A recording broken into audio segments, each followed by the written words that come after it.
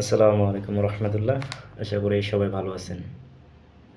আজকে দুইটা ওয়ার্ড নিয়ে কথা বলবো, সেটা হচ্ছে হাউস এবং হোম।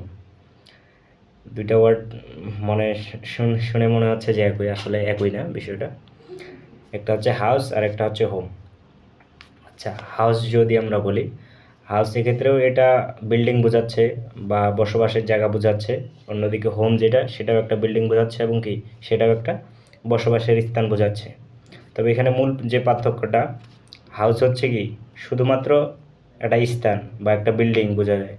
আর হোমের ক্ষেত্রে আমরা জানি যে এখানে কি আমরা বড় হই, থাকি, নিরাপত্তা অনুভব করি, অর্থাৎ এটা একটা আবেগপূর্ণ জায়গা। আর যদি খালি বলা হয় যে হাউস, হাউসে যেমন অনেক হাউস থাকে, যেমন চাকরি বাকরি করি বা বিভিন্ন ক্ষেত্রে এরকম যদি হয় যে যেখানে আবেগপূর্ণ মুহূর্ত থাকে না বা আবেগপূর্ণ জিনিসটা নাই, সেটাকে আমরা বলবো যে হাউস। আর যেখানে আবেগপূর্ণ জায়গাটা থাকবে, যেমন আমাদের বাড়ি, সেটাকে আমরা হোম বলি। এই জন্যে আমরা আমাদের বাড়িকে বলি হোম। আর যদি অন্য কোনো বিল্ডিং হয় বা অন্য কোনোখানে থাকি অল্প সময় বা এরকমভাবে আমরা ওখানে কাজ করতেছি, তখন সেটাকে আমরা হাউস বলবো। তাহলে মূল পার্থক্য হলো একটাতে আবেগপূর্ণ বিষয়গুলো আছে আর একটাতে আবেগপূর্ণ বিষয়গুলো নেই।